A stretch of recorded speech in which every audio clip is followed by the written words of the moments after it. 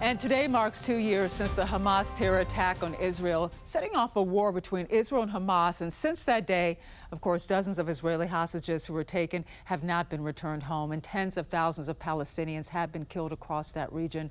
In the past 24 hours, the families of those hostages held a vigil outside of Israeli Prime Minister Benjamin Netanyahu's home, where they called for peace between the two sides and for their loved ones to return home. But today, there is a renewed sense of hope that this war between these two sides could actually end. Mediators from the U.S., Israel, and Hamas are meeting today in Egypt to finalize what could be a peace deal being brokered by the White House. The talks are expected to last a few days and will involve Hamas making important concessions during these negotiations. This is a deal that incredibly everyone just came together. They all came together. No, Israel's been great. I think we're doing very well, and I think Hamas has been agreeing to things that are very important. And Israel believes Hamas is still holding about 48 hostages, 20 of whom are still believed to be alive. Now, part of that deal would involve Hamas releasing those 48 hostages and fully disarming themselves also in the process. Now, President Trump is offering amnesty or even exile for Hamas leadership in exchange for agreeing to that deal. Now, the plan would also implement a post-war recovery plan for Gaza, including reconstruction under a U.S. and Palestinian-led coalition. Now, we're tracking the movement on these peace talks this week on Air Online. Joining me now is State Department spokesperson Tommy Pigott. First of all, thank you so much for joining us here today. It's been 2 years, as you know, since the Hamas attack on Israel, the deadliest day for Jews since the Holocaust.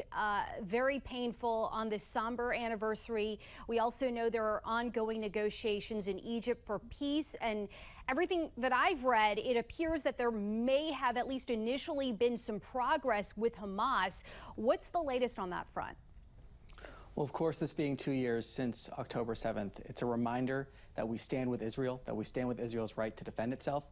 And as President Trump often says, we need to remember October 7th. We need to see the hostages released, and we have been working towards that. It's a reminder and a reaffirmation of our commitment to do that. And then through this process, hopefully, getting the hostages released, ending this dark chapter in history, but then also hopefully laying those foundations for peace and prosperity throughout the entire region.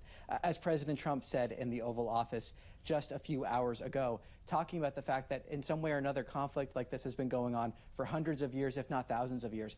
And we have a chance here through the support we're seeing across the Arab world, our European partners, to end this dark chapter, release the hostages, and lay those foundations for peace and prosperity to see, as President Trump said just a few months ago, a golden age for the Middle East.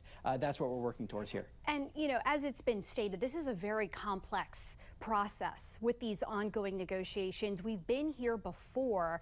I've heard that, you know, we could potentially see some resolution by the end of this week, but correct me if I'm wrong. In this 20-point plan, can you also quickly clarify the proposal for governance in Gaza, specifically who would control this area? Well, look, a lot of these talks are ongoing, and I'm not going to get ahead of these talks nor speculate what may happen in the future here. As the Secretary said over the weekend, no one says this is going to be easy. This is going to be difficult. This is going to be hard work. This administration is putting in the hard work. We're seeing, as President Trump just said recently, administration representatives in the region talking about this. I think also it's important, again, to remember that context of all of the countries across the world that are supporting this initiative, that support this peace plan. Only President Trump could bring together all of these countries together in support of this peace plan to implement this plan. So those talks are ongoing, but as the Secretary made clear over the weekend in a series of interviews, and as we've been clear from the very beginning of this administration, there can be no long-term peace and prosperity with Hamas as a governing force in Gaza or otherwise. So these talks are ongoing, but we've been very clear on that in terms of there can be no long-term peace and prosperity with Hamas as a governing force in Gaza or otherwise. As you know, there are still 48 hostages in Gaza, and we understand Idan Alexander, the freed Israeli-American hostage, had a meeting with President Trump at the White House today. Explain the symbolic nature of this meeting, and if you can, a timeline for the remaining hostages released, Trump said very soon. Well, as President Trump said, that is a clear priority for this administration. And as President Trump has said from the very beginning of this administration, bringing Americans home is a massive priority for this administration, both Idan Alexander, but Americans across the world as well. And we've seen that happen again and again and again. The highest priority of this administration, this State Department, being the safety and security of Americans at home and abroad, working for that continually. But the president reaffirming today that we need to see the hostages released immediately. He's been very clear on that. He's been working towards that. The secretary has been very clear on that. That is a high priority here during these plans, these discussions that are ongoing currently. And in the midst of all of this, there is a government shutdown. How could that impact day-to-day diplomatic and foreign relations? And also, what message does this send internationally?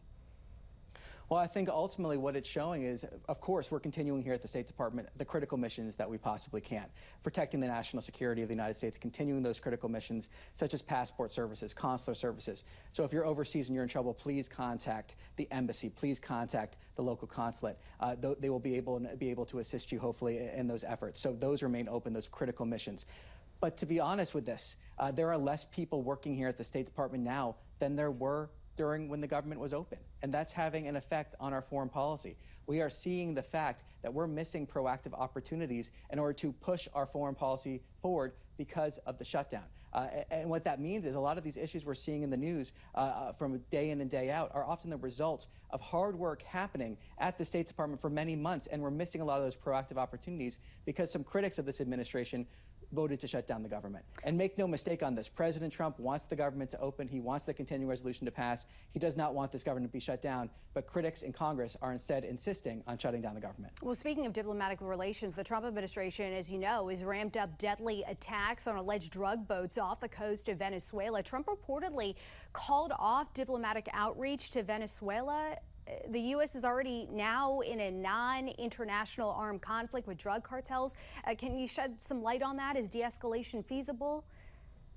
Well, I'm not going to comment on those reports from anonymous sources. What I can say, though, is that we have a policy of stopping the flow of deadly drugs into the United States. And what I can say from the State Department's perspective is we have taken concrete steps to get that done, including designating certain cartels as foreign terrorist organizations, combating illegal immigration, making sure we have tools available to stop the flow of deadly drugs into the United States.